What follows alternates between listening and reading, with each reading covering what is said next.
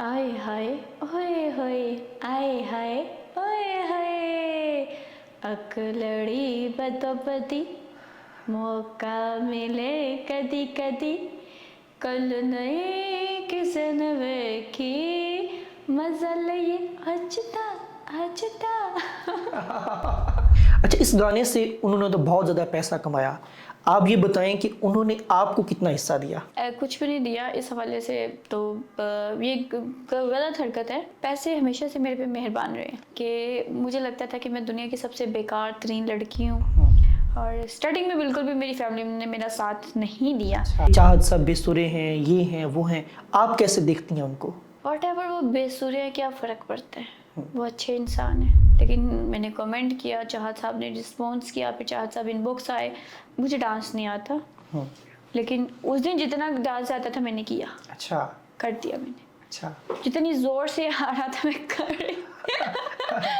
अच्छा अच्छा अच्छा। जानना चाह रहे थे, बहुत से क्वेश्चंस थे जिनमें सबसे ज़्यादा मेन क्वेश्चन ये था दीदी क्या मजबूरी थी।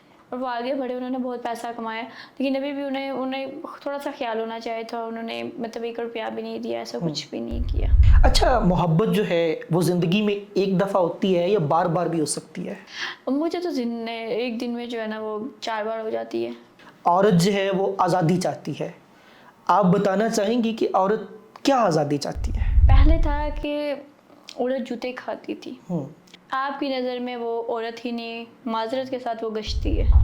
अच्छा, बाज़ मर्द और बाज़ औरतें एक दूसरे की मोबाइल्स चेक करते हैं, इस बारे में क्या ख्याल है? करने चाहिए या नहीं करने चाहिए? ऐसे साइको मर्दों को भी और औरतों को भी जूते लगने चाहिए और सरेआम जूते लगने चाहिए। अच्छा। देखिए कि आप लोगों ने मेरे साथ अच्छा नहीं किया। मैंने तो गाना इंसान से मैं बनाया था, आप लोग पसंद करें, आप लोग मेरा मजाक उड़ा रहे हैं।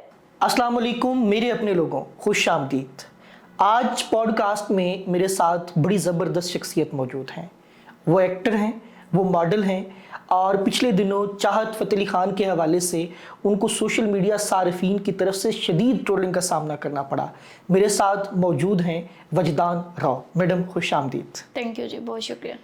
सबसे पहले अपने सफ़र के बारे में बताएं कि आपने मॉडलिंग का आगाज़ कब किया, इस फील्ड में कैसे आईं? सबसे पहले तो मतलब हर लड़की की तरह मुझे भी शौक था अच्छे कपड़े पहने जाए, मेकअप किया जाए, तो इसी चीज़ को लेके मैं चली, स्टार्ट किया। और जैसे कि सबको पता है कि अब वो टाइम नहीं है कि डायरेक्टर्स की मिन्नतें की जाएं, ऑडिशन दिया जाए बेशक। फेम के लिए और बहुत सी डिमांड्स पूरी की जाएं, ऐसा कुछ भी नहीं है। अब ये है कि आप घर में बैठें, बंद कमरे में बैठें, अपनी वीडियो बनाएं, फ़ोटोज़ उतारें, आप किस्मत आपका साथ देगी और आप वायरल हैं।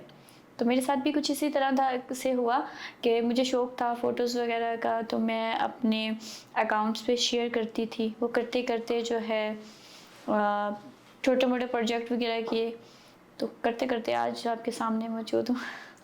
पहला प्रोजेक्ट आपका कौन सा था और उसमें से आपने कितने पैसे कमाए? एक कभी भी एक काम नहीं करती मैं, मेरी फितरत में नहीं है कि एक काम टिक के बैठ के कर लूँ, ऐसा नहीं है। मैंने कराची की एक प्रोडक्शन कंपनी थी, उनके साथ काम किया। पैसे पैसे हमेशा से मेरे पे मेहरबान रहे हैं। अच्छा। अल्लाह ताला का शुक्र है, लाख लाख शुक्र है कि पैसों की कभी प्रॉब्लम नहीं आई है। पैसे हमेशा से मेरे पे मेहरबान रहे हैं। और जब भी कोई प्रोजेक्ट, पहला याद नहीं है कि कब किया था, लेकिन हाँ मुझे याद है जब मैंने अपने सफ़र शुरू किया था बिल्कुल स्टार्ट में, तो मुझे लगता था कि मैं कुछ भी नहीं कर सकती। एहसास कमतरी था, कॉन्फिडेंस था, लेकिन एहसास कमतरी इतना ज़्यादा था कि मुझे लगता था कि मैं दुनिया की सबसे बेकार तरीन लड़की हूँ। मैं खूबसूरत नहीं हूँ। अच्छा। और कुछ भी नहीं कर सकती मैं, और मतलब नकारा हूँ। मुझे मतलब वो समझ नहीं आती थी कि मैं दुनिया में लेने क्या आई हूँ। मैंने सबसे पहले एक थोड़ा सा अपने में हिम्मत पैदा की। मुझे ये तो उम्मीद थी कि मुझे कहीं पे भी जॉब नहीं मिल सकती, कोई ऑफिस है या कुछ है, लेकिन फिर मैंने थोड़ी सी हिम्मत की। मैं एक पहली बार मैं ये बात सबके सामने कह रही हूँ कि मैं स्कूल में गई और स्कूल में जाके मैंने वहाँ पे टीचिंग कहा सोचा, लेकिन मेरी फितरत में वो चीज़ नहीं थी कि मैं टीचर बनती। और मैं एग्रेसिव थी, हमेशा से गुस्सा आता था मुझे, तो वो मुश्किल में कुछ 10 दिन नहीं कर पाई। फिर उसके बाद से जिसे कहते हैं स्ट्रगल स्टार्ट हुई मेरी। और स्टार्टिंग में बिल्कुल भी मेरी फैमिली ने मेरा साथ नहीं दिया, अच्छा। किसी ने भी नहीं साथ दिया। बहन भाई थे मेरे, मम्मा पापा थे। हाँ, अब ये बात बताती चलूँ कि मेरे फादर फिल्म एडिटर थे, तो वो कुछ जरासीम थे उनकी तरफ से ही आए थे एक्टिंग के, और मैं चाहती थी कि मैं कुछ बनूं, कुछ करूं। तो फिर आहिस्ता आहिस्ता सफ़र स्टार्ट हुआ और कहते हैं रास्ते खुलते गए। बिलाशुबा बहुत मेहनत करनी पड़ी, बहुत मेहनत करनी पड़ी। डिफरेंट जॉब की मैंने, करते कराते आज अल्लाह का लाख लाख शुक्र है। वहीदान, पिछले दिनों सोशल मीडिया पर आपके गाने जो चाहत फ़तेह अली खान के साथ था, उस पे आपको शदीद ट्रोलिंग का सामना करना पड़ा। सबसे पहले ये बताएं कि आपकी चाहत फ़तेह अली खान से पहली मुलाकात कब हुई? अच्छा, मैं बड़ी मज़े की बात है, चाहत साहब मैं इंटरव्यूज़ में ये कहती हैं बड़े प्यारे इंसान हैं, बहुत प्यारे इंसान हैं। मतलब थोड़ी सी वो कहते हैं गुस्सा हो जाता है, मुझे भी थोड़ा सा गुस्सा था, उन्होंने कुछ बातें इस तरह से की थी, लेकिन वो बहुत प्यारे इंसान है। अल्लाह ताला उनको और दे, तरक्की दे, और बहुत प्यार करने वाले इंसान है। तो मेरी उनके साथ मुझे मौसीकी बहुत पसंद है, म्यूज़िक लवर हूँ मैं। तो मैं कैफ़े में जाती थी तो नुसरत फ़तेह अली ख़ान उनकी तस्वीरें लगी होती थी, तो मैं पास खड़ी होकर इस तरह पोज बना के फ़ोटोज़ लेती थी। तो मैंने ये फ़ोटोज़ मैं अपलोड करती थी सोशल मीडिया पे। तो एक बार मैंने इसी तरह की, तो बड़ी खूबसूरत सी एक तहरीर मैंने लिखी अपनी तरफ से कि नुसरत फ़तेह अली खान जो है दिल की धड़कन है, हमारी रगों में बहता खून है। और ये मतलब वो तो कहते हैं ना अखीर थे, लेजेंड थे। बिल्कुल। तो उस हवाले से जब मैंने बात की, पोस्ट लगाई, तो मेरे दोस्त ने कहा कि अब एक ऐसा सिंगर आ चुका है कि तुम नुसरत को भूल जाओगी। मेरे लिए बड़ी हैरानकुन बात थी यार, नुसरत तो रगों में है, मतलब खून अगर निकाला जाए तो खून के साथ साथ नुसरत का इश्क निकलेगा। तो उसने मुझे मेंशन किया, तो चाहत साहब की पोस्ट पे मेंशन कर दिया। खैर मैंने उसके साथ इनबॉक्स में जो हाल किया वो तो अलग कहानी है, लेकिन मैंने कमेंट किया, चाहत साहब ने रिस्पॉन्स किया, फिर चाहत साहब इनबॉक्स आए, मेरी उनके साथ बातचीत हुई, हमने नंबर एक्सचेंज किया, उनके साथ मेरी बड़ी अच्छी दोस्ती हुई। तो जब हम नेक्स्ट प्रोजेक्ट के बारे में बात करते उनको सपोर्ट किया हमने, ठीक है। तब वो टिकटॉक पे जो थे ना वो लाइव आते थे, या फेसबुक पे लाइव आके जो है ना वो अपने गाने गाते थे। और तब उन्होंने कहा कि वजदान, जब मैं पहला गाना बनाऊँगा वीडियो की शक्ल में तो मैं आपको लूँगा। अच्छा। उसमें एज अ मॉडल। मैं हंस पड़ी, मैंने कहा ओके जी। मुझे बिल्कुल उम्मीद नहीं थी कि ऐसा होगा कुछ या नहीं, लेकिन उन्होंने अपना वादा पूरा किया। और जब पहला गाना था तो उन्होंने मुझे कहा कि वीडियो जो है ना वो बना के भेज दो। वो लंदन में थे, मैं पाकिस्तान में थी। मैंने उन्हें वीडियोस कुछ बना के भेज दी जो उन्होंने एडिट की, और जब वो एडिट शुदा गाना जो था वो सामने आया तो वो मेरे जो दोस्त थे उन्हें एकदम बड़े हैरानकुन था उनके लिए कि ये क्या, लेकिन लोगों ने पसंद किया, हंसी मजाक किया और अच्छा ही लगा। फिर उसके बाद उनकी और भी बड़ी मॉडल्स थी, लेकिन उनके साथ मैंने 5 गाने किए। वो हमेशा मुझे कहते थे गाना वीडियोस भेज दो, वो लंदन में होते थे, और फिर मैंने भेज दी। फिर उनमें एक और भी गाना कमीज़ तेरी काली कदी लाली ते कदी पाली, उसमें भी मैं हूँ, लेकिन मुझे ज़्यादा चांस नहीं दिया जाता था, जिसकी वजह से लोगों को पता नहीं था कि उस गाने में भी मैं हूँ। अच्छा।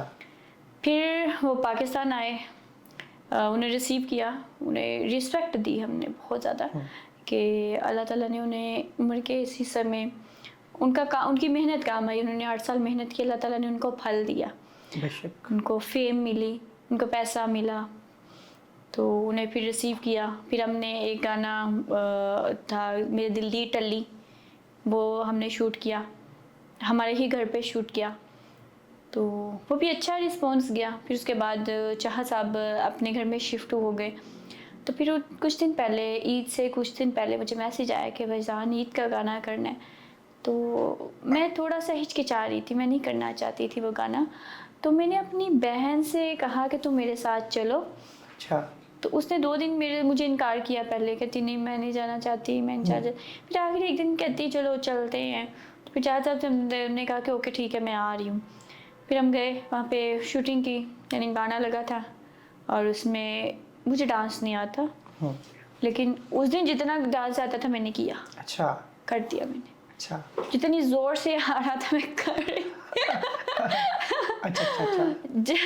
मतलब जो भी स्टेप आ रहा था मैं कर रही थी, इतना जुनून था मुझे कहा यार हमेशा चाह सब कैमरे के अंदर इस तरह घुसते हैं, तो आज मैं क्यों नहीं। अच्छा। फिर मैं कैमरे के अंदर घुसी, अच्छा। फिर मैंने किया, और फिर दुनिया ने मेरी क्यूटनेस देखी। बेशक। अच्छा, चाहत फ़तेह अली ख़ान के हेटर्स भी बड़े हैं, वो मुख्तलिफ एंगल से उन पर जो है फ़िक्रे कसते रहते हैं कि चाहत सब बेसुरे हैं, ये हैं वो हैं, आप कैसे देखती हैं उनको? वट एवर वो बेसुरे हैं, क्या फ़र्क पड़ता है, वो अच्छे इंसान हैं, अल्लाह ताला ने उन्हें इज़्ज़त दी है। अच्छा। वो तो इज़्ज़ु मन तशा व तुज़िल्लु मन तशा, बेशक। तो बस वो अल्लाह ताला ने उन्हें इज़्ज़त दी, उन्हें पैसा दिया, हम कौन होते हैं उनके बारे में कुछ कहने वाले। अगर हसद करूँगी तो मैं उनके बारे में ज़रूर बोलूँगी कि ये है, वो है, ये वो है। वो जैसे भी हैं, जिस तरह के भी हैं, उनको जो मुकाम मिलना था वो मिल रहा है, अल्लाह करे आगे भी अच्छा मिले। अच्छा, इस गाने से उन्होंने तो बहुत ज़्यादा पैसा कमाया, आप ये बताएं कि उन्होंने आपको कितना हिस्सा दिया? कुछ भी नहीं दिया इस हवाले से, तो ये गलत हरकत है। मतलब मैं उनके साथ पहले भी कभी इतना नहीं था कि भी पैसे के लिए कर रही हूँ, क्योंकि हमें ये था, जोक था मेरे नज़दीक अच्छा। कि चलो फन था एक छोटा मोटा, तो वो कर रही थी। पहले भी उन्होंने मेरे 4 गानों के लिए कुछ भी नहीं दिया था, फिर वो दूसरों के कहने वगैरह पे उन्होंने कुछ मामूली सी अमाउंट, बिल्कुल 20,000, जो कि वो मैं किसी भी प्रोजेक्ट से आराम से कर लेती हूँ, छोटे मोटे बिल्कुल। से। लेकिन मैंने कहा इग्नोर किया, मैंने कहा खुद एक्चुअली वो लंदन में टैक्सी चला रहे थे, तो मैं उनसे क्या कहती, क्या डिमांड करती। फिर जब पाकिस्तान में आया तो वो भी हमने एक गाना किया, उस पर भी मैंने कहा ओके। लेकिन अब चाहत साहब ने फिर अब जब थे ना, तो उन्होंने वो मुझे 5,000 रुपये दिए, और साथ इंटरव्यू में कह दिया कि मैंने खाना खिलाता रहा था। अच्छा। तो फिर मैंने कहा यार वो खाना कौन सा आप खिलाते रहते, मैं तो यहाँ पे थी, आप लंदन में थे ना, तो आप इतने अमीर थे कि कोई त्यारा भेजते, और ना मैं इतनी अमीर थी बेशक। कि मैं आपके खाना खाने के लिए आपके पास आती। ये थोड़ी सी चीप हरकत थी, बिल्कुल।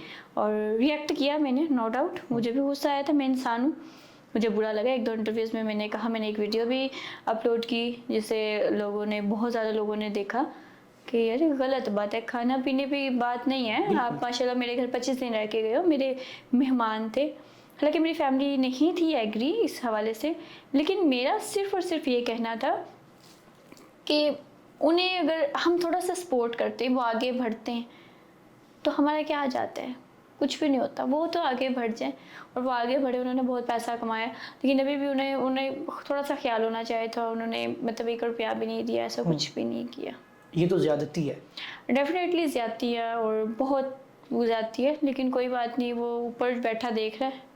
अच्छा, आपने उस गाने के बाद सोशल मीडिया पर एक वीडियो अपलोड की जिसमें आप रो रही थीं और आपने वो चाहत साहब के बारे में जो है ना बातें की, वो क्या किस्सा था? वाकई वो सच्ची बातें थीं या वो एक्टिंग कर रही थीं आप?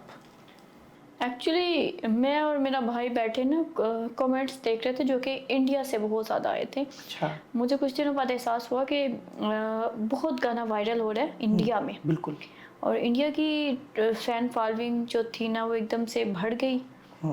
वो तो से इतने ज़्यादा लोग आए, वो मुझसे जानना चाह रहे थे, बहुत से क्वेश्चंस थे, जिनमें सबसे ज़्यादा मेन क्वेश्चन ये था, दीदी क्या मजबूरी थी। मतलब वो जानना चाह रहे थे कि एक 65 साल के दादाजी के उम्र के बंदे के साथ एक क्यूट सी बच्ची, बकौल उनकी, मैं अपनी तारीफ खुद नहीं कर रही, कि क्यूट बच्ची जो है वो इस तरह डांस कर रही है, कि उसकी क्या मजबूरी हो सकती है बेचारी की ना। तो वो कर रहे थे, तो वो मैं पढ़ के हंस रही थी, मैं और मेरा भाई इंजॉय कर रहे थे हम। तो फिर एकदम शैतानी दिमाग में ख्याल आया, तो हमने, भाई कहते कि तुम कुछ इस पे वीडियो बनाओ ना। अच्छा। तो वो मैंने वीडियो बना ली, उसमें मैं एक्ट कर रही हूँ कि आप लोगों ने मेरे साथ अच्छा नहीं किया, मैंने तो गाना इंसान से मैं बनाया था, आप लोग पसंद करें, आप लोग मेरा मजाक उड़ा रहे। बस जस्ट सिर्फ एक फन था, ऐसा कुछ भी नहीं था। और वीडियो जैसे कंप्लीट हुई थी तो मैं एकदम हंस पड़ी थी बहुत ज़ोर से क्योंकि मुझसे रोया नहीं जाता। तो मुझे नहीं पता था कि वो वीडियो इतनी ज़्यादा वायरल हो जाएगी। वो मतलब तकरीबन भी 30 मिलियन तक चली गई वो वीडियो। क्या बात और लोगों को एकदम मेरे तो ऑलरेडी जो फ़ैन थे उन्हें धचका लगा, और बहुत से दूसरे लोगों को भी नरम दिल वाले थे, उनको धचका लगा।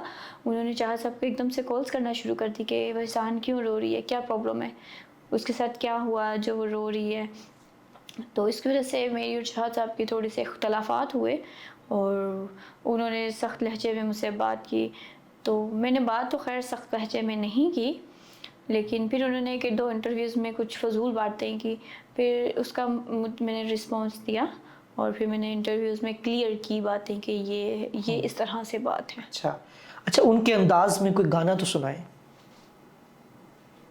आए हाय ओए होए, आए हाय ओए होए, अकलड़ी बदोबदी, मौका मिले कदी कदी, कल नई किसन वेखी, मजा लइए अजदा अजदा।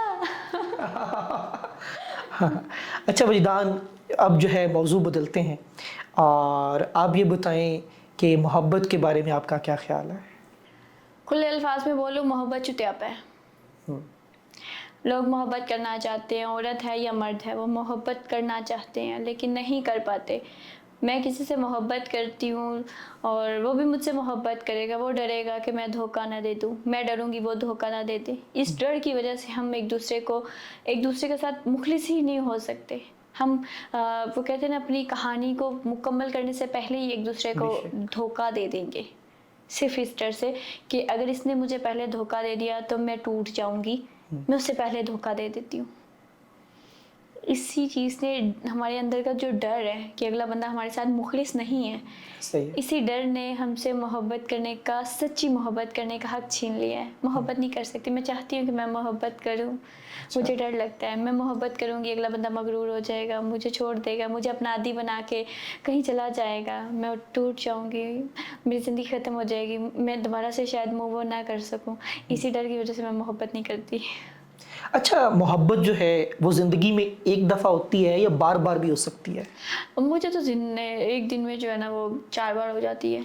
हैं? एक दिन में 4 बार मोहब्बत हो जाती है अच्छा, और खुले दिल से मैं सबसे मोहब्बत करती हूँ। अच्छा। नहीं इतनी मेमोरी कैसे है आपके दिल में कि सबको आप जगह दे लेती हैं? बस मेरे दिल में कुछ वो कहते हैं ना, बड़े-बड़े प्लाज़े हैं, अच्छा, तो सबके लिए जगह रखी हुई है हमने, ठीक है? तो बड़ा दिल है, बहुत ज़्यादा बड़ा दिल है, तो इसलिए हम सबसे मोहब्बत करते हैं। वो एक सच्ची मोहब्बत जो होती है ना किसी मख़सूस इंसान से, उससे तो डर लगता है, इसलिए हम इस कुल कायनात से मोहब्बत करते हैं। पहली मोहब्बत के बारे में बताएँ। पहली मोहब्बत कौन-सी थी? पहली मोहब्बत वो कहते हैं ना गली मोहल्लों से या कज़नों से स्टार्ट होती है, लेकिन अच्छा। अल्हम्दुलिल्लाह ना तो मुझे किसी गली मोहल्ले के लोंडे से मोहब्बत हुई और ना ही किसी कज़न वज़न से हुई, ठीक है? सब लाइक भाइयों की तरह थे, कज़न थे तो कज़न ही थे। अच्छा। कोई ऐसा नहीं था कि मोहब्बत होगी तो छुप छुप के मिलना जुलना, ऐसा कोई सीन नहीं था। हाँ, छोटी मोटी मोहब्बतें कभी हो जाती थी तो ऐसा लगता था कि बस ये दुनिया का आखिरी मर्द है, लेकिन जैसे जैसे बड़े होते गए तो पता चलता गया कि मतलब हर बंदा मर्द एक जैसा होता है, एक जाएगा दूसरा आएगा तो कोई ख़ास फ़र्क नहीं पड़ेगा। बट अब इतने प्रैक्टिकल हो गए हैं तो अब तो मोहब्बत का नाम सुन के ही हंसी निकल जाती है। बेशक। अच्छा वजदान, आजकल माशरे में औरतों के हवाले से, उनके हुकूक के हवाले से बड़ी बातें की जाती हैं। औरत जो है वो आज़ादी चाहती है। आप बताना चाहेंगी कि औरत क्या आज़ादी चाहती है? औरत आज़ादी चाहती है, बिल्कुल आज़ादी चाहती है। पहले था कि औरत जूते खाती थी, हुँ, आपके नज़दीक सती सवित्री औरत वो है जो थप्पड़ खा के चुप हो जाए, हुँ। जो मर्द का हाथ आगे से पकड़ लेगी, आपकी नज़र में वो औरत ही नहीं, माज़रत के साथ वो गश्ती है। इस ट्रेंड को चेंज किया। औरत जूते खाती थी, मर्दों की हमेशा से आदत रही है कि अगर जिस औरत से शादी करते हैं उसके हाथ काट देते हैं हुँ, कि सिर्फ हमारी मोहताज हो के रहे, हमारे गुण गाए, ठीक है? हम उस पे ज़ुल्म भी करते हैं तो वो चुप रहे। खुद मुख्तार, मेरे जैसी खुद मुख्तार औरत ने भी इस ट्रेंड को चेंज किया है। हम कमा सकते हैं, सिर्फ इसलिए शादी करना कि मर्द कमाता है, हम कमाते नहीं हैं, ये गलत सोच है। औरत भी मर्द से ज़्यादा कमा सकती है और औरतें कमाती हैं। मैंने कब उठना है, कब बैठना है, कब सोना है, मैंने कहाँ जाना है, मैंने क्या करना है, मैंने अपने फ्यूचर को कैसे ब्राइट करना है, मैंने क्या पहनना है, मैंने बाल छोटे रखने हैं लंबे रखने, मैंने नेल लंबे रखने हैं छोटे रखने, हुँ। ये मैं डिसाइड करूँगी। मुझ पे मुसल्लत कोई मर्द नहीं करेगा डिसाइड। हमारे यहाँ हमेशा से कहा जाता है कि औरत कंप्रोमाइज़ करे। किस बात का कंप्रोमाइज़ करे? शादी होती है उसकी, पहले तो सबसे पहले अपने घर में वो फेस कर रही होती है बिल्कुल। जी, माँ कहती है ये काम करना है, शादी के बाद करना है, यहाँ पे नहीं होता। भाई होते हैं, मुहाफिज तो होते होते हैं, लेकिन कहीं ना कहीं वो बहन इतनी इरिटेट हो रही होती है कि वो एक छोटी मोटी चीज़ भी जो अगर मंगवानी होती है तो भाई के मिन्नतें तरले कर रही होती है। बिल्कुल। उसकी आज़ादी छिन चुकी होती है। उससे सिर्फ ये होता है कि मैं अपने बाप से कैसे पैसे बटोरने हैं, अपने भाई से कैसे पैसे बटोरने हैं। उसे पता था मैं पैसे कमा नहीं सकती। छोटे मोटे यार रखना शुरू कर देती हैं लड़कियाँ इस सेंस में, सिर्फ और सिर्फ कि पैसा। उससे पता था मैंने कमाना नहीं है, शादी करनी आगे चल जानी है। तो उसने पैसा बटोरना सिखाया जाता है औरत को, पैसे खींचना कैसे, मर्जी कैसे बहाने से करना है। बिल्कुल। फिर जब वो बंदे के पास चल जाती है, शादी हो जाती है, उसने उठना कब है, बैठना कब है, बच्चे कितने पैदा करने हैं, उसने पहनना क्या है, बाल खोलने हैं, बंद करने हैं, ड्रेसिंग के हवाले से कुछ भी है, पढ़ना है नहीं पढ़ना, जॉब करनी है नहीं करनी, खाना बनाना है नहीं बनाना, ये सब मर्द डिसाइड करते हैं। औरत तो औरत ना रही, वो तो रोबोट है। अब की औरतों ने ये फैसला किया कि उनकी भी कोई मर्जी है। मर्द, अगर औरत कंप्रोमाइज़ कर सकती है तो मर्द कंप्रोमाइज़ क्यों नहीं कर सकता। जब औरतों ने सर उठाया कि वो कंप्रोमाइज़ नहीं करेंगी, घर टूटना शुरू हो गए, प्रॉब्लम्स होना शुरू हो गई। औरत जो थी वो खुद मुख्तार औरत, जो अब खुद कमाना चाहती थी, अब अपनी मर्जी करना चाहती थी, उसको फाहिशा कह दिया गया। ये फाशी फैलाने लग गई है, ये फाहिशा है, ये गश्ती है, ये उसको आवारा मर्दों के साथ इसके ताल्लुकात हैं। मर्द चाहे औरत के साथ 70 औरतों के साथ ताल्लुकात रखे, वो ठीक है, वो कोई प्रॉब्लम नहीं। अगर औरत किसी मर्दों के साथ जॉब भी कर रही है, कोई बिजनेस भी कर रही है, तो वो ऑटोमेटिकली उसके माथे पे गश्ती लिखा जाए। हमारे यहाँ खुद मुख्तार औरत को वैसे भी गश्ती ही कहा जाता है कि ये औरत है ही नहीं, गश्ती है। इसको लूर फिरने का शौक है, आवारागर्दियों का शौक है, गैर मर्दों के साथ ताल्लुकात बनाने का शौक है, वो औरत है ही नहीं। हाँ, जो घर में जूते खा रही है, जिसके मुंह जो है वो नीला पीला हुआ है, कभी बाजू टूट रही है, कभी टांग टूट रही है, अपनी माँ के घर जा रही है, माँ कह रही है कि वापस जाओ, अपने शोहर के पास जाओ, थप्पड़ खाती हुई औरत, मजलूम औरत एक अच्छी औरत है, बजाय कि जो एक औरत जॉब कर रही है, अपने पैरों पे खड़ी है, अपनी मर्जी से अपने काम कर रही है, अपना सब कुछ कर रही है, वो एक फाहिशा है। वहीदान, क्या आप समझती हैं कि जो खुद मुख्तारी है, क्या इसने पाकिस्तान में जो तलाक की रेशो है इसको बढ़ाया है? डेफिनेटली, जब खुद मुख्तारी आई है तो कॉम्प्रोमाइज़ कम हुआ है औरतों की तरफ से। औरतें हमेशा कॉम्प्रोमाइज़ करती रही थी। यहाँ पे ये कहते हैं जो अच्छी औरत पे ठप्पा लगाते हैं, वो सच्ची औरत से भी तो पूछो वो खुश है या नहीं खुश है। जहाँ भी औरत ज़रा सा सर उठा ले, वहाँ पे मर्द की मर्दानगी जाग जाती है और उससे प्रॉब्लम हो जाती है। वो खुद कंप्रोमाइज़ करने के लिए बिल्कुल भी तैयार नहीं है। सिर्फ औरत कंप्रोमाइज़ करे और अपना घर बचाए। औरत कंप्रोमाइज़ नहीं करेगी तो अपना जो घर पे कल टूटना है वो आज ही टूट जाए, वो ज़्यादा बेहतर नहीं है। अच्छा, आपके नज़दीक एक अच्छी औरत और एक अच्छे मर्द की क्या खूबियाँ होनी चाहिए? एक मर्द और अच्छा औरत कंप्रोमाइज़ ना करना पड़े, इतनी मोहब्बत हो कि कंप्रोमाइज़ का नामो निशान ही ना हो। मैं ये नहीं कहूँगी कि मर्द कंप्रोमाइज़ करे या औरत कंप्रोमाइज़ करे, नहीं। आप किसी को जीवन साथी अगर चूज़ कर रहे हो तो पहले देखो कि वो क्या है, उसकी अच्छाइयों बुराइयों समेत उसको कबूल करो। हमारे यहाँ बड़ा एक गंदा सा सोच है, घटिया सोच है, शादी तो बाद बदल जाएंगे। बंदा हो तो कहते शादी के बाद बदल जाएगा। वो क्यों बदलेगा? वो उसका सॉफ्टवेयर अपडेट होना है, वो कोई रोबोट है, कोई कंप्यूटर है, कोई मोबाइल है? नहीं, वो है इंसान है, उसकी फीलिंग्स है। इसी तरह एक औरत जब लेके आते हैं, पहले दिन वो एक खूबसूरत परी होती है, ठीक है, और 4 दिन बाद जब वो काम नहीं करती, उसके ऊपर वो पूरे टब्बर का बोझ डाल दिया जाता है उस औरत पे। अब एक बनी संवरी औरत और एक घर में 4 बच्चे पैदा करके संभालने वाली औरत, पूरे सास ससुर की, नन देवर जेठ की जिम्मेदारियां, मसालों से उसकी बो आ रही है, उसमें उस औरत में से स्मेल आ रही है बड़ी गंदी, ठीक है। शाम में वो बनी संवरी औरत आपको चाहिए, वो गंदी औरत। वो गंदी औरत किसने की? आपने की है वो गंदी औरत। 4 बच्चे पैदा करके गन-मन करके उसको सारा दिन जो है वो जानवरों की तरह अगर कहते हैं ना उससे काम किया जाएगा, तो शाम में बेचारी आपको बनी संवरी औरत नहीं मिलेगी। आप किसी को बाहर रखते हो, उस पर खर्चा करते हो, तो वो आपसे खर्चा लेने के लिए वो बन सवर के 1 दिन आएगी, 2 दिन आएगी। जिस औरत को आपने 24 घंटे कबूल करना है, उसके साथ उठना है, बैठना है, खाना है, पीना, सोना, सब कुछ करना है, तो उस औरत को आप बनी संवरी औरत के रूप में कैसे देख सकते हो? इसी रूप में देख सकते हो जब उसके ऊपर भी खर्चा करोगे, उस पर तवज्जो दोगे, उससे मोहब्बत दोगे। बेशक। अच्छा वहीदान, आप जो है मर्दों के हुकूक की भी बातें करती हैं Exactly. और आपने मर्द मार्च भी की है, तो ये क्या कहानी है, ज़रा इस बारे में तो बताएं।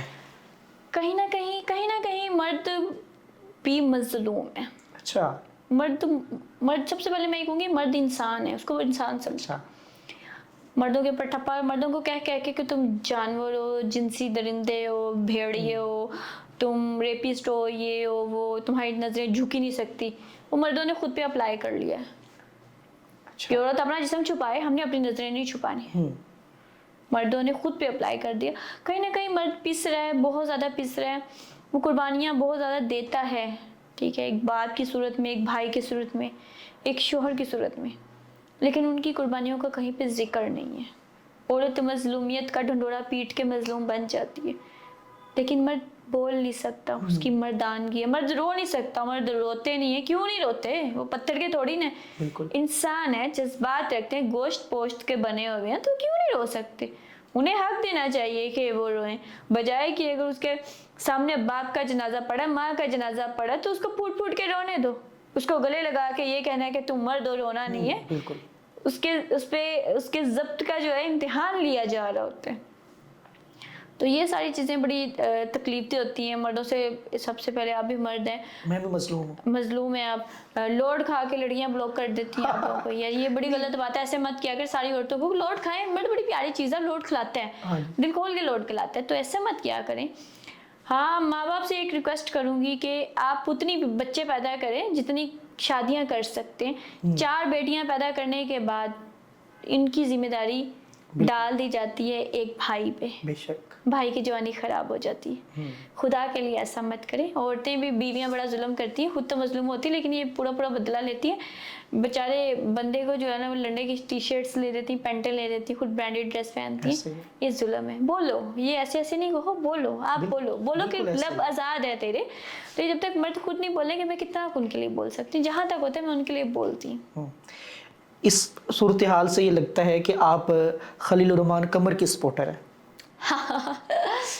खलील रहमान बिल्कुल सही कहा जा सकता है, लेकिन वो हमेशा से औरतों के खिलाफ है। मैं औरतों के खिलाफ नहीं हूँ। सबसे पहले मैं एक औरत के वजूद से इस दुनिया में आई हूँ। मेरी माँ, मेरी बहन, मेरी सेकंड माँ और खुद मैं औरत हूँ। औरतों को मैं गलत नहीं कहूँगी, अच्छी बुरी मर्द भी हैं और औरतें भी हैं।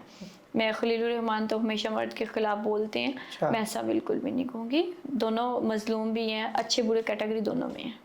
मारवी सरमद और वो जो उनका मामला बना था, उसमें कौन सच्चा था? वो कहते हैं ना, कचरा ही है बिल्कुल, ठीक है, वो बिल्कुल कचरा ही है। उसकी बहुत इंतहाई फजूल किस्म के थक्कड़ जो जुमले, साल में एक बार उठ के वो फजूल किस्म के बैनर उठा के बकवासियात करना, वो बहुत ही घटिया तरीन चीज़ है।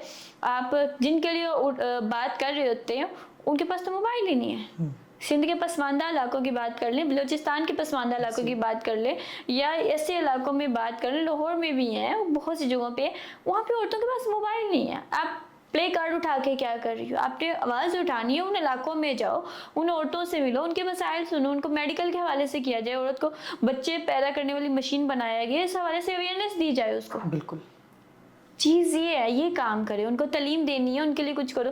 साल बाद वो कहते हैं ना, अजीबोगरीब हुलिये पहन के, अजीबोगरीब सा गेटअप बना के, तो उठ के तो जी, और महलों में बैठ के यहाँ पे, ओ भाई बाजी जिस तरह मर्जी बैठ, तुझे क्या प्रॉब्लम है? मर्जी अपनी करनी करो, ठीक है। मौजा काम पे है, अगर मेरा बंदा सारा दिन कमा के आए, मेरा भाई सारा दिन कमा के आ रहा है, और उसको मैं कहूँ तुम्हारा मौजा क्या है मुझे नहीं पता, तो जूतियाँ पड़ना बनती हैं मुझे।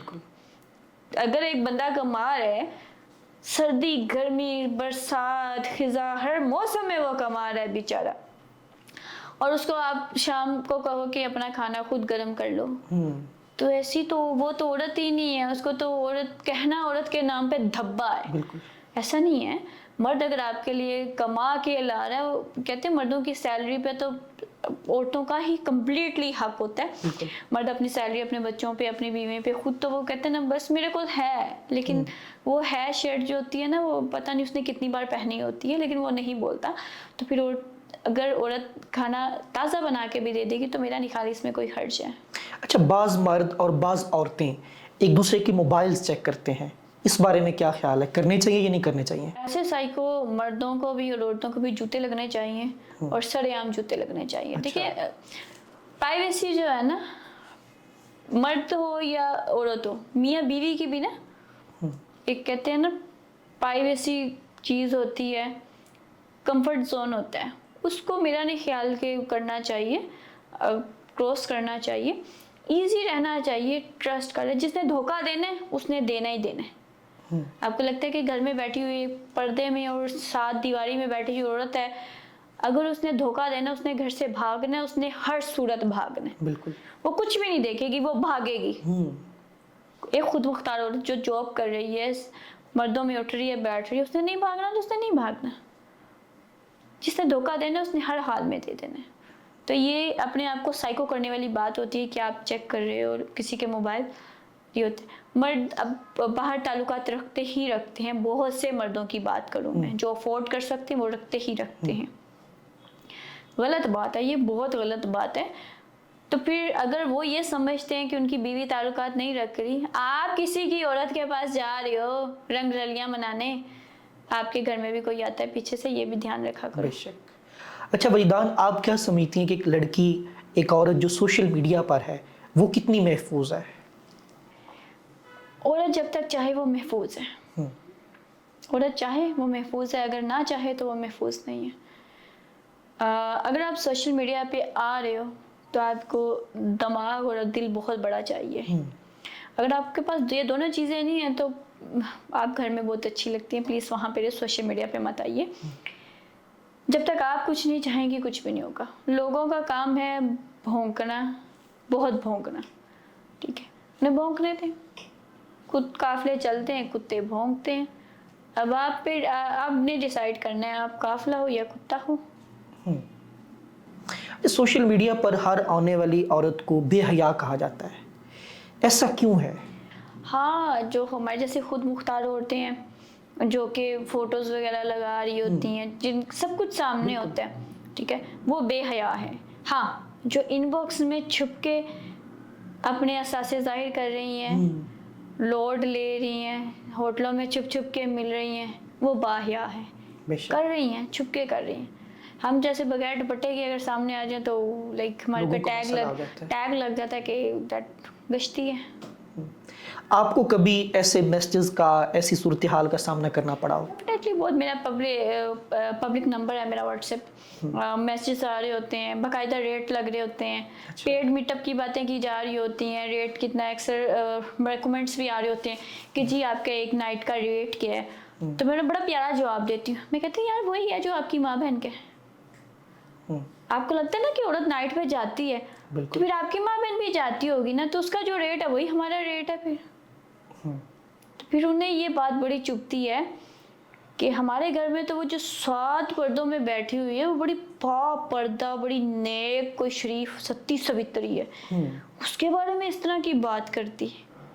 तो वो जिसे कहते हैं ना तत्ते तवे ते बह जाना पंजाबी च, तो तत्ते तवे ते बह जाते हैं फिर। और हमारा मकसद भी फिर यही होता है कि वो तत्ते तवे पे बह जाए। ऐसा ही है। अच्छा, आप इतनी ओपन माइंडेड है, क्या फैमिली की तरफ से आपको मुकम्मल सपोर्ट होती है? फैमिली की सपोर्ट स्टार्टिंग में बिल्कुल भी नहीं थी, ठीक है, बिल्कुल स्टार्टिंग में। लेकिन उसके बाद से जब मतलब मेरी फितरत में था वो, मतलब मुझे अच्छा लगता था मैं ड्रेसिंग करूँ, अपनी मर्जी की ज़िंदगी जीऊँ। अब मेरी फैमिली की तरफ से मुझे सपोर्ट है।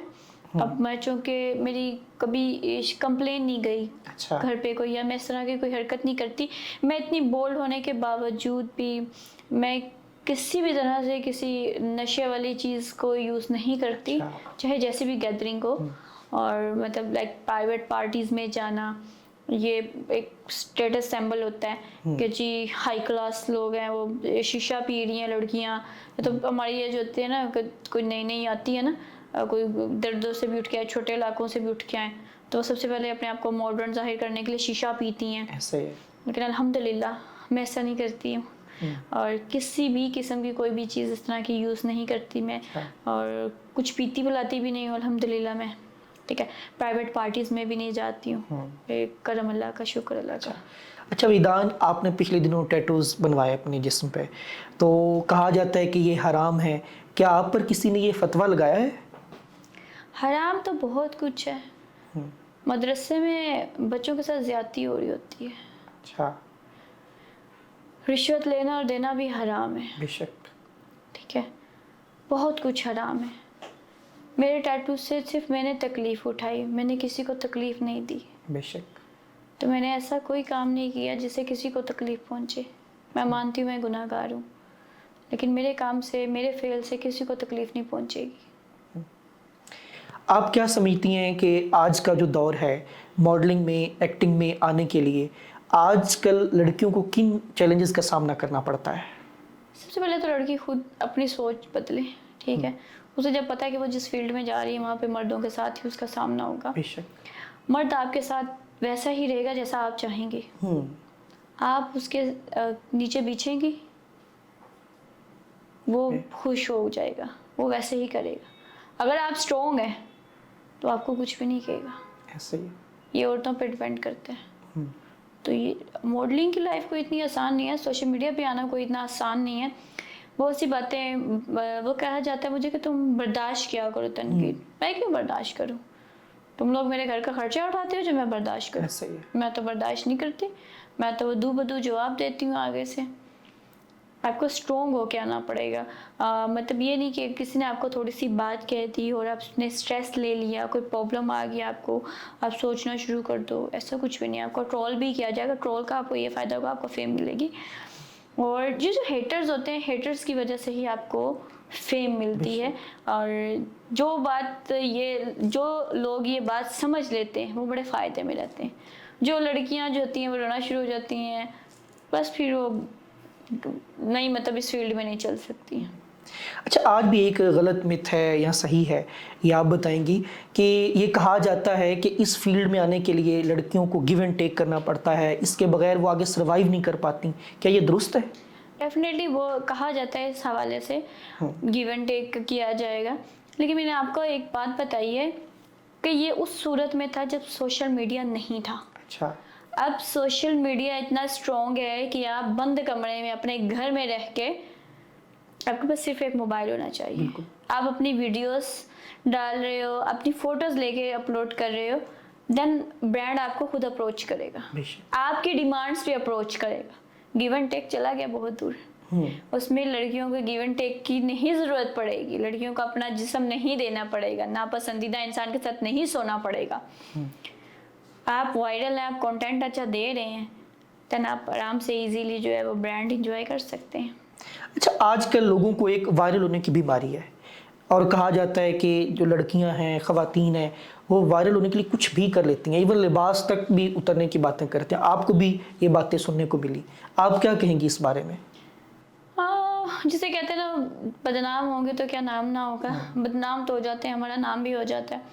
तो जो हासिद होते हैं वो अक्सर ये बातें करते हैं। हाँ, ये बात बहुत सी आपने देखा होगा सोशल मीडिया पे, जो फेमस हुई या फेम नहीं उनको मिल रहा था, उन्होंने अपने जो थी वीडियोस इस तरह की लीक की और इल्ज़ाम लगाए। जहाँ तक मेरी बात है तो बड़े आते हैं कि जी इसकी वीडियोस आ गई ये वो, तो मैं तो खुद बड़े शौक से कहती हूँ यार मुझे भी सेंड करना प्लीज़, मेरी ही वीडियो मुझे सेंड करना। तो आज तक मुझे मेरी वीडियो कोई नहीं मिली।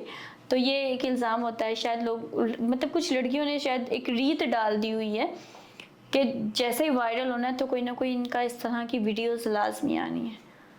तो मैं भी 1-2-3 बार वायरल हुई, अभी भी बहुत वायरल हूँ। अच्छा। तो भी लोग इस चीज़ का वेट कर रहे हैं शायद कि वजदान इस तरह की कोई अच्छी हरकत करेगी, लेकिन अल्हम्दुलिल्लाह मैं ऐसी कोई हरकत नहीं करूँगी। अच्छा, जदीद टेक्नोलॉजी के हवाले से आजकल जो डीप फेक वीडियोज़ हैं वो लीक हो रही हैं। इस सूरत हाल में अगर कोई लड़की इसी सूरत हाल का सामना करती है तो उसको क्या करना चाहिए? ज़मीर, अगर आपका ज़मीर मुतमिन है, जैसे कि मुझे बहुत से लड़कियां, मेरा फेस कट मिल रहा होता है, फिजिक मिल रही होती है, तो कहा जाता है कि ये वजदान की है। अच्छा। जब मुझे पता है कि मैंने इस तरह का कोई गलत काम नहीं किया, सारी दुनिया भी कहती रही तो मैं मुतमिन हूँ, मैंने नहीं किया। हाँ, आपने किया है तो आपको परेशानी ज़रूर होगी। तो डीप फेक का कोई इतनी प्रॉब्लम नहीं है। आपने अगर नहीं किया तो इजी रहें, आपको सफाइयाँ देने की ज़रूरत नहीं है, आपको रोने की ज़रूरत नहीं, परेशान होने की ज़रूरत नहीं है। आपका ज़मीर मुतमिन है, देन वो कहते हैं ना, सुकून ही सुकून। वहीदान, फैमिली व्लॉगिंग के हवाले से कहा जाता है कि ये जो व्लॉगर्स हैं ये अपनी फैमिली बेच रहे हैं, वो अपनी बीवियां दिखाकर, अपनी फैमिली को दिखाकर व्यूज़ ले रहे हैं। आप क्या कहती हैं इस बारे में? मैंने सहीफा जबार की ना एक पॉडकास्ट देखी थी, उसमें वो कह रही थी कि इस तरह फैमिलीज जो है ना वो दिखा के करते हैं, तो उनको किसी ने जवाब भी आगे से दिया था कि आप भी तो ऐसा करें ना, अपना आप दिखा रहे। तो उन्होंने कहा कि हम जो करते हैं वो स्क्रिप्टेड करते हैं। अच्छा। यानी कि आप एक स्क्रिप्ट के तहत आप किसी गैर मर्द के साथ एक बेडरूम में जाके सीन फिल्माते हैं। जो फैमिलीज व्लॉगिंग कर रहे हैं वो कम से कम अपने बेडरूम में अपनी बीवी और अपने बंदे के साथ तो है। वो चाहे स्क्रिप्टेड ही है, लेकिन वो किसी और के रूम में तो नहीं है, किसी गैर मर्द के साथ तो नहीं है। बेशक। ये ज़्यादा बेहतर नहीं है कि आप अपने घर में अपनी बीवी के साथ, अपने महरम के साथ हो, बजाय कि ये स्क्रिप्टेड है कि जी आप किसी के बेडरूम में किसी के पास पहुंचे हुए हो। अच्छा, आखिर पे आप जो है ऑडियंस को क्या पैगाम देना चाहेंगी? मैं सबको यही पैगाम दूंगी, जियो और जियो, जीने दो। ठीक है, दोबारा कहती हूँ, मैं सबको यही पैगाम देना चाहूँगी, जियो और जीने दो। आपका जो दिल करता है आप वो करो। दुनिया क्या कहेगी, दुनिया जाए भाड़ में। दुनिया का काम है कहना, या आपने नहीं सोचना कि दुनिया क्या सोचेगी, ये उनका काम है दुनिया ने क्या सोचना। आपका जो दिल करता है आप मुतमिन हो, अपनी हदूद बनाएं, लिमिट्स बनाएं कि ये मेरी लिमिट्स है, उन्हें क्रॉस नहीं करना, और आप खुश रहें। ज़िंदगी सिर्फ एक ही बार मिलती है, दो ऑप्शन है, या तो रो के गुजार लें या फिर हंस के गुजार लें। वहीदान, आपका बहुत शुक्रिया, आपने अपना कीमती वक्त दिया। Thank you so much. बहुत शुक्रिया।